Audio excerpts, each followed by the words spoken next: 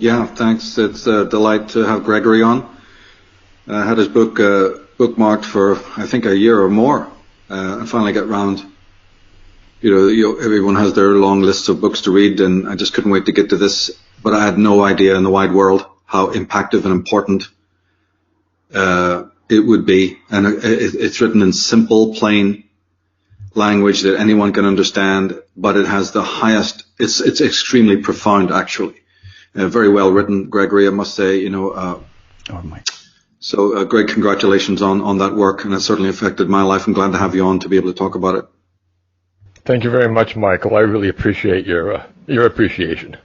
I was actually up late last night reading through it, and wow, Gregory, fantastic work so far. I'm not finished the book, but you've got me glued to it right off the bat. Great. Very, very interesting stuff. So I was really excited about this show today. It's a fascinating book to write, actually, as well. A lot of it developed in the course of writing rather than being already there. And how many books have you done to date? Is this sort of your first big book? Just two? Okay. There's just 2 books, and that's they're 2 big subjects. So I thought that was, if I think of another subject that's as big, I'll write another book. Well, I don't know if you can get much bigger than talking about the sun. I mean, that is the orb in the sky, the spirit in the sky. It made me think of a bunch of songs and lyrics to songs that I've heard over the years that I think a lot of people don't really equate with, the sun, really. So, what was it, I guess, that kind of inspired you in this subject? I had a transcendental experience in 1966 in Berkeley at the top of Strawberry Canyon, looking over San Francisco Bay, and I looked up at the sun, and it felt like an hour I was staring into. It was probably 10 minutes, but I recognized that it was a two-way exchange, that it wasn't a dead ball of gas up there. I actually connected with a conscious entity. And then it was 40 years before I started writing a book about it, having gone through organic, natural foods, veggie burger, all sorts of other stuff in between. But then I finally got starting to write the book. The basic premise was that knowledge, but the ramifications of that and where it inevitably takes you, in light of cosmology and the solar science we have today, that was the fascinating thing for me to say, oh, wow.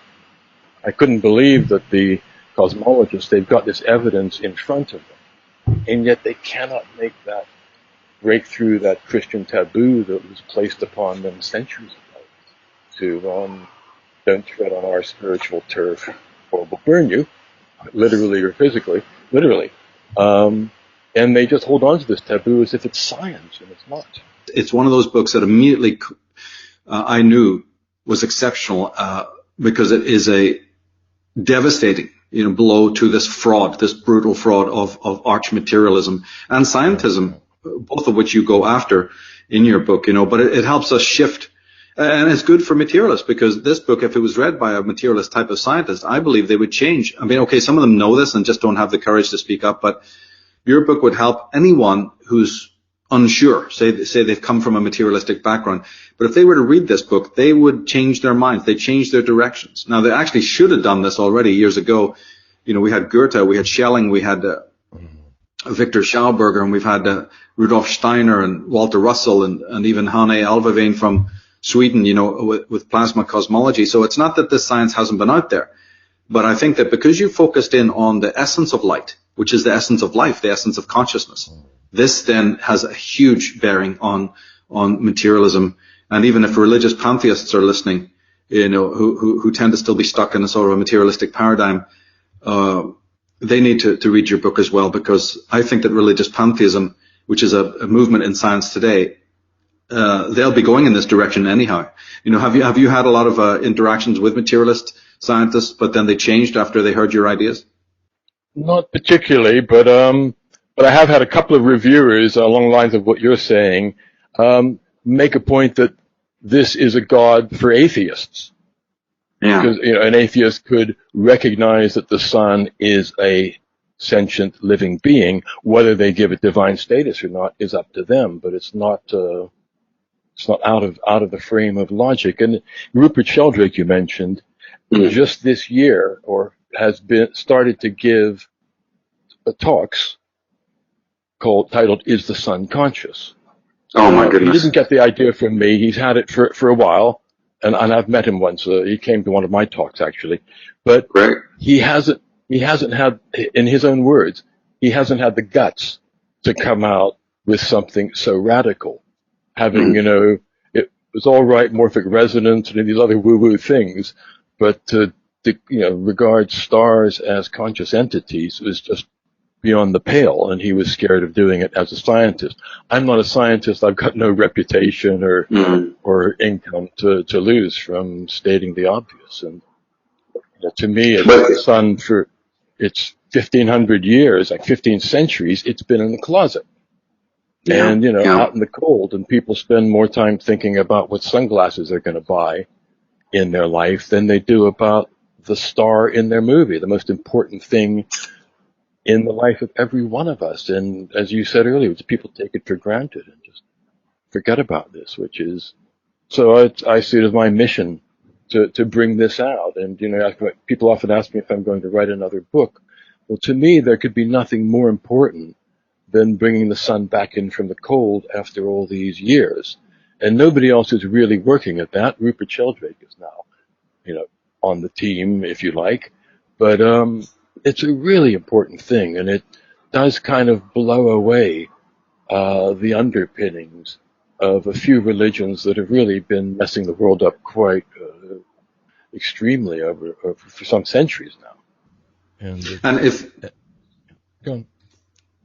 if one doesn't take it to the metaphysical level, then it's no point in being part of the dialogue. They've ignored the Schellings, they've ignored the Goethes, they've ignored the Whiteheads. Anyone who went into looking at it in a metaphysical sense, or tried, like Goethe and others had done, Steiner, to link light to being, to consciousness, what's the point? I don't care what eminence they have in their field. Yeah. They're not part of the dialogue. They are caught within these mind-forged manacles. Mm-hmm.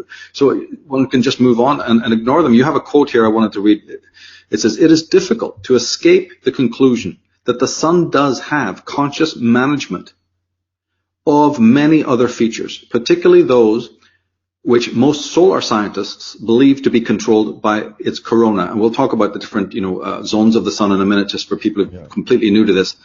And what we really want to get to is the photons, but we'll do that a little bit later. Just stay in overview for now. But why does the word divine mean to shine? Why do we talk about the word enlightenment?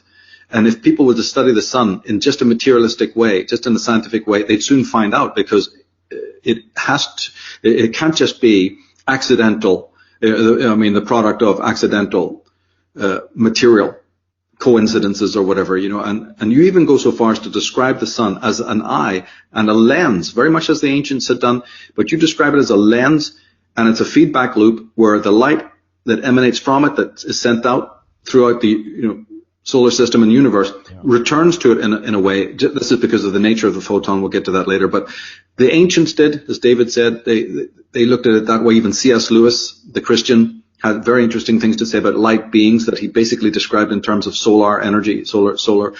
And he had to do it in fiction, of course, in order to get his point across. But you say that it was actually a spiritual experience that you had, sort of an epiphany, rather than just reading a book or going to an observatory. So you had a personal experience.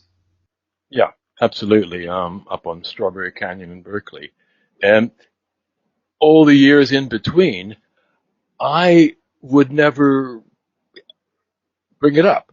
For me, sunsets and sunrises were extra special when I was fortunate enough to catch one, but there was no template to set it on. It would never come up in conversation. Hey, guess what? I think the sun's a living being.